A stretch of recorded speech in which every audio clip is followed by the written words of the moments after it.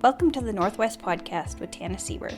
We'll chat about how to navigate building a creative business, the technical side of marketing and photography, and just have fun learning together. Don't forget to share this episode with a friend who can relate so we can build a community of ambitious creatives together. Visit the links listed in the show notes to connect with me, Tanis. I'd love to hear your feedback on this episode and any suggestions you have on future topics. Let's get started. Today I wanted to record an episode about the very basic intro information you need to know about building your own website. There's a ton of information out there, and when you go to build your own website, you can get a little overwhelmed with all of that information and knowing how to pick the solutions and advice that is right for you. This episode will hopefully help you make those decisions for yourself. Of course, you can always just hire me or another website designer and just have them do the whole project for you. But I like to help you do it yourself because I like to see those victories. The first thing that I know people can get confused about at the beginning is knowing which hosting platform to pick. You've heard of Squarespace, you've probably heard about Wix or even WordPress. The hosting platform holds your website. That's where you go into the back end to build your website, add content, and work on your SEO. I'll run through the most common ones and give you my insight on how to decide which one might be right for you to use. The first hosting platform that I always talk about is Squarespace.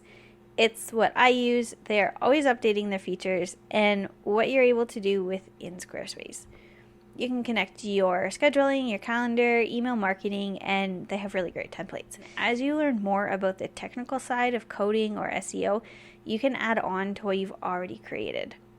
But if you're just a beginner, it's also really user-friendly. You can pick a template, drop in your content, connect your domain name, and you have a live website. If you want to have an e-commerce shop, you can host that within Squarespace as well. The second hosting platform I'll mention is Wix because it is common to see ads for it. It's common to see people who use it. But the downside to Wix is that it's not user-friendly at any level. It doesn't have professional design options, and the features aren't conducive to running or growing a business. So if you're just building a website for personal use, then Wix might be right for you because they do have more budget-friendly options. But for running a business, I would recommend just avoiding Wix altogether. The next hosting platform that I'll mention is WordPress. I would recommend WordPress if it's impossible to frustrate you. If you are someone who does not get frustrated, you really know how websites work from the back end, and you know a bit about coding and how plugins work, and you know your way around all of that, WordPress might be alright for you. I know all of those things, and anytime I've tried to use WordPress, the frustration levels were sky high. Alright, the next hosting platform is Shopify. Shopify is one that you will hear people talk about a lot if they have an online shop. And if that is all you're going to do, it does work well for that small niche. But if you also want to have a website, if you want to have a blog or a portfolio or more of an interactive website that isn't just a shop, Shopify is going to fall short there. And the last one I'll mention is Showit. I have done a workshop on it and it looks amazing. One of the downsides is that if you want to have an online shop, you won't be able to host e-commerce within Showit. The reason I haven't jumped on the Showit wagon is because it is from scratch design. So if you are trained in design and have a really good grasp on how you want your website to look and function, then Showit might be right for you. If you don't have that kind of experience, you can end up with a very cluttered website or one that isn't streamlined well for your sales funnel. The next step is to choose your template. All a template is the framework of your website. So I know it's easy to get hung up on picking the perfect template, but remember this isn't your finished website. You can add or remove elements as you go. Pick one that looks closest to what you're trying to go for. The third thing I'm going to explain is domain names. The domain is your URL, and it's the address to your website. So if your website is your house, your domain is the address. So this will be your company name.com or your company name.ca. I often recommend purchasing both .com and .ca domains. So no matter what people type in, they'll end up at your website. The best domains are short and simple, they're easy to tell people, and they match your social media handles. If you haven't named your business yet or still have a relatively small following, your first step to choosing your domain is to search the internet for the company name and the handles that you want to use to see what's already being used. Then pick something that you can have exactly the same across all platforms. The thing that people often ask about is, when should they get their domain and when should they connect it to their website? Here's how I explain it. Your website is your house that you're building, and your domain is the address to your land. So it doesn't matter what order you have them in because you can connect them later. For example, if you were to have a piece of land with an address, you can just hold on to that property until you're ready to build a house on it. It can just exist there. Likewise, you can purchase your domain whenever. And at the same time, you can be building a prefab house somewhere else and not own a piece of land for it. You can move that prefab house onto the property later, which means you or someone you hire can build that house at any time without needing to have a domain or an address yet. And let me tell you, connecting your website to your domain is a lot easier than driving your modular house down the road to drop it on your property, but it's basically the same concept. And when you're ready for people to visit your website, then you connect the two together. The fourth point we're going to cover is, how complex does your website have to be before you release it into the public or launch it? So you have your hosting platform chosen, you've picked your template and your domain. The next step is not to build a whole complete website and launch it.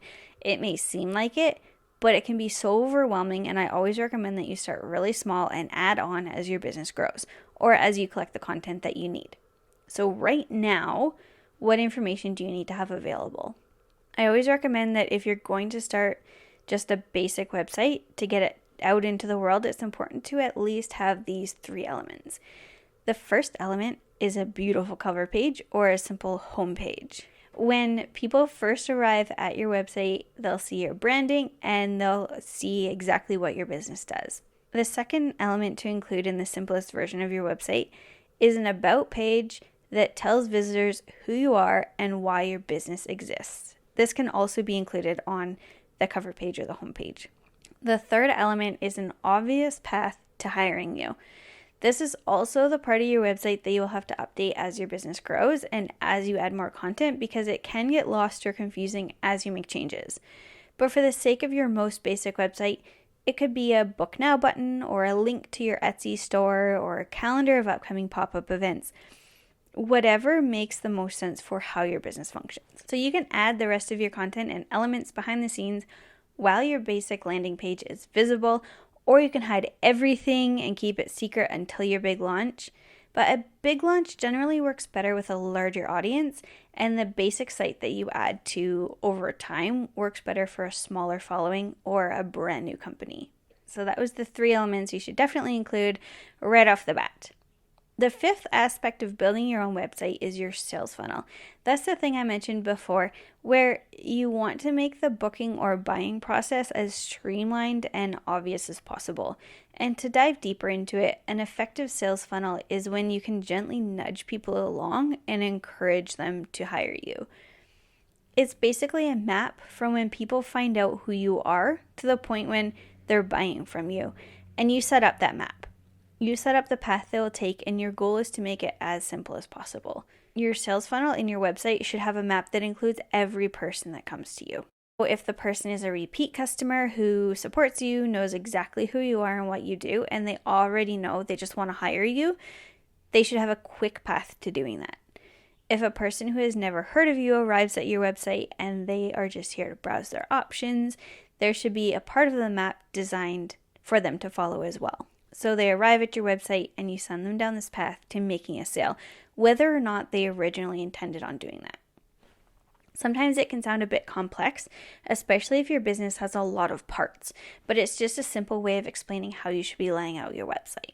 It's a great idea to visit your website, or if you don't have a website, visit your Etsy or your social media accounts as if you are a repeat customer and as if you are a brand new potential customer, and see how that experience is for each of them. The last thing we're going to talk about is SEO. And I know you've seen this mentioned, and I know website designers and anyone you Google to ask for help wants this to sound complicated. So I'm just going to make it so simple. SEO stands for search engine optimization. And a search engine is a database of information or content. We'll use Google as our example, but Pinterest is also technically a search engine. So if you think of Pinterest when I say Google, it will still make sense. So from the user's perspective, They arrive at the search engine, they want to find something in particular, so they use keywords to search for it. The results that come up for them are relevant to those keywords and relevant to them as an internet user. Your goal as a business owner and a website designer is to make sure your website shows up when the people you want to connect with search things that are relevant to you. The simplest way to do this is to have plenty of copy or words on your website, to have a lot of written content. And I don't mean to overwhelm viewers or to include just a list of keywords. I mean, make sure your homepage explains what your business does. Make sure your about page really does explain who you are. And make sure your sales page is filled with content that explains what your product is or what your service offers. So diving just a little deeper into how to optimize your website from the back end, you can name your file names and image names with words that describe the image. You can add customized descriptions of each page. This description will show up on Google, and while the automatic excerpt is often okay, controlling what is in the description will help with SEO and with drawing people to click on your page. More importantly, or at least just as importantly, keep your website active. If you are sending people to a form for any reason, host it on your website instead of sending everyone to Google Forms or any other third-party link. Instead of taking all of your bookings through Instagram DMs, direct your leads to a custom web page. This will also give you brownie points for looking professional and organized. Get people visiting your site and interacting with your content. To explain how search engines work from the search engine side of things, picture Google like a library of books. Google has a team of librarian alien spiders that go out into the internet and visit web pages to put into their index. They arrive at your website, they take a look around, they ask, what is this website about, how active is it, and who is it for? And if they can't find any of that information, they just carry on and don't even index your website, and it won't show up on Google. But if you have those important words, they'll see, for example, this is a website for a pottery studio in Ontario. There are recent sales on the e-commerce shop, and it's for people who like modern style art. So they go back to their library, and your website goes on the shelf for modern homemade decor in Ontario. The SEO librarian alien spiders also look for popularity and relevance to your industry.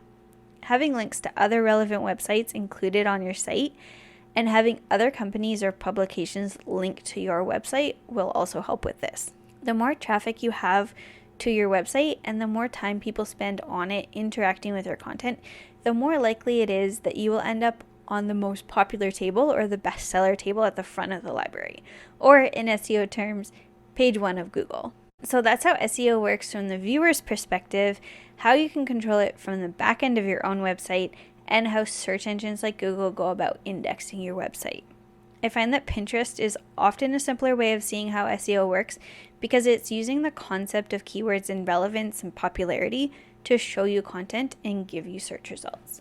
I hope that helped you understand the basics of building your own website. So to recap the basics, the 6 things that I think are important are 1, which hosting platform you should be choosing for your business website. 2, how to pick a template. Don't overthink it. 3, what a domain is and how it relates to your website. 4, the bare basics you need to get your website out into the world. It is just a hello cover page, an about page, and a simple way to hire you. 5, what is your sales funnel? Make sure the map to hiring you is easy to follow for each person wherever they are in the process. And 6, SEO and how that works from all sides. If you have more questions or want to better understand how each of these things relates specifically to you and your business, I can help you figure that out and we can hop on a call. Stay tuned and we'll chat again soon. Thanks for listening.